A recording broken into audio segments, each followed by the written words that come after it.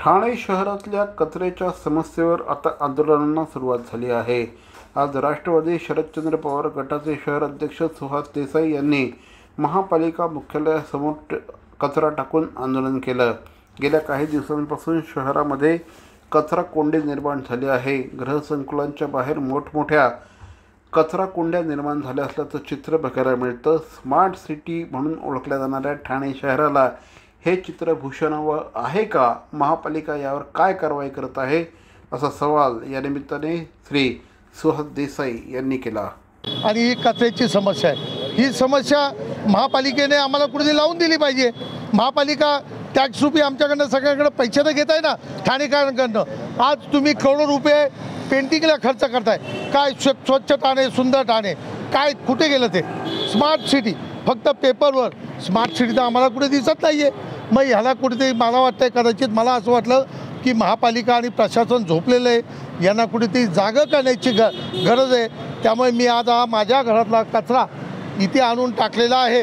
जर येत्या 4-5 दिवसात महापालिकेने हा सगळा कचरा स्वच्छ केला नाही, ठाणे शहरातल्या नागरिकांच्या आरोग्याशी अशीच खेळत राहिले तर हा कचरा उचलून मी या महापालिकेच्या संपूर्ण 4 मजल्यामध्ये नेऊन टाकेन। कचऱ्याचा ढीक तर तो नव्हता ॲक्च्युली, तो मला वाटतं कोबी आणि फ्रेश कचरा होता।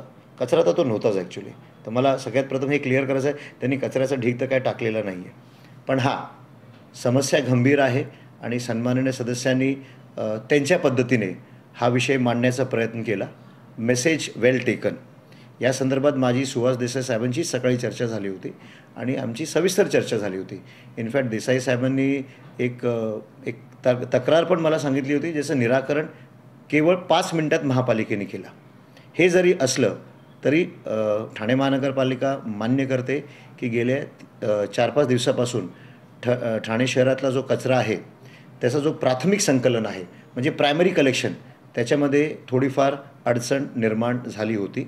परिणामी काय झालं की प्राथमिक संकलन जे घंटागाड्यांच्या माध्यमातून होतो त्याच्यामध्ये अडथळा निर्माण झाला आणि काही प्रमाणात शहरात जे कचऱ्याचे जे ओपन स्पॉट्स असतात त्याच्यामध्ये वाढ झाली। ही वस्तुस्थिती आहे। ठाणे शहरातील भवानी ज्वेलर्सची प्रतिग्रॅम केवळ 250 रुपयांची घडणावळ सोने, चांदी, हिरे आणि प्लॅटिनमच्या आधुनिक आणि पारंपरिक दागिन्यांचं विश्वासार्ह दालन Bhavani jewellers, ice factory, Talao Pali, station road Thane आणि कल्याण लाल चौक येथेही भवानी ज्वेलर्स।